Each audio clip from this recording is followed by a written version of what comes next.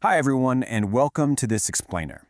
If you're a student or a young adult trying to balance, your studies, your career, and just the constant hum of our high-stress world, finding a moment of genuine calm can sometimes feel, completely out of reach. We're always hearing about mindfulness as a way to mentally reset, but today, we're looking at something much more tangible. We're getting right down to the science beneath the surface. Okay, let's dive into this.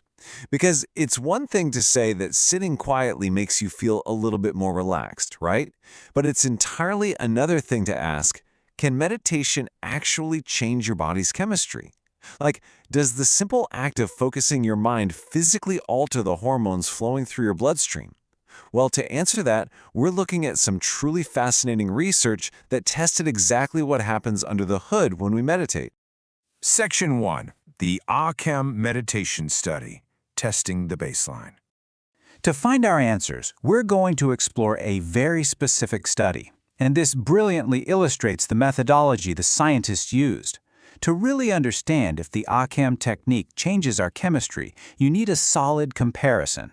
So researchers measured hormone levels before and after 1 full hour of Acem meditation, but they didn't stop there.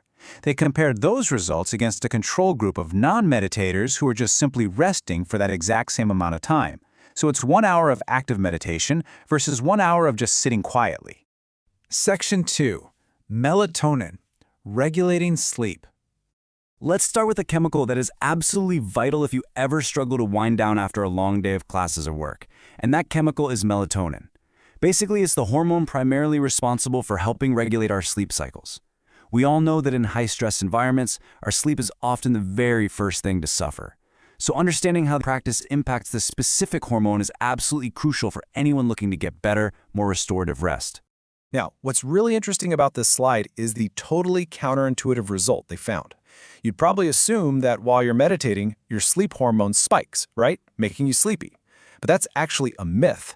The data showed that regular meditators walked around with a significantly higher baseline level of melatonin throughout their entire day. However, during the actual hour of meditation, those melatonin levels decreased slightly. It really shows that meditation isn't just putting you to sleep. It's this unique, active state of rest, while simultaneously keeping your daily baseline elevated so you can sleep much better later that night. Section 3. Serotonin, mood, memory, and learning. All right, let's shift our focus to a second chemical that's deeply connected to your overall well-being as well as your academic and professional focus. I'm talking about serotonin. This is a key brain chemical heavily involved in your mood, your memory, and your ability to learn. Honestly, for students absorbing complex information or young professionals managing a million different projects, serotonin is basically your best friend. It helps keep your mood stabilized and your mind incredibly sharp.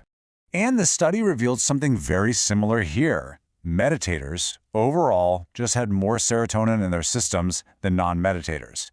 Their everyday baseline was simply higher. But, and here is the really surprising fact, the serotonin levels actually dropped slightly in both the meditating group and the resting group right after the 1 hour session was up. So again, we're seeing this fascinating pattern. The long-term, everyday levels are higher, even if the immediate short-term levels dip after a period of quiet stillness. Section 4. Endorphins, the pain tolerance twist. Let's slow down for a second, because the scientific journey takes a really unexpected twist right here.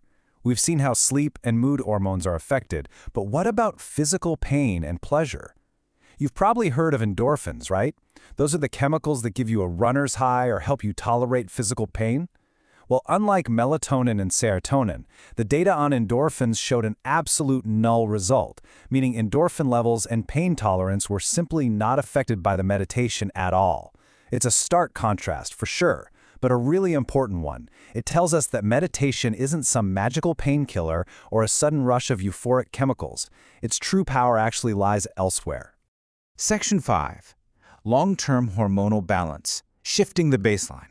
Let's move to and see how this builds into the big picture. So, what does all of this data actually mean for your daily life?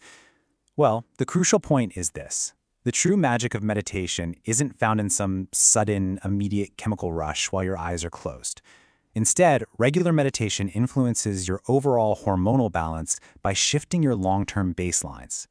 Even if the short-term changes during a session are subtle, or even if they slightly dip like we saw with melatonin and serotonin, the end result is a healthier, more elevated resting state as you go about your busy day.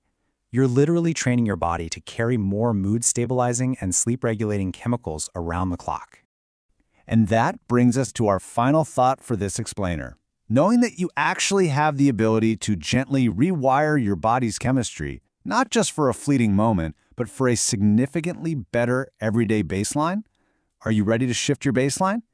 Integrating a quiet habit into your routine might just be the most scientifically sound way to support your mind and body. Thank you so much for exploring this with me.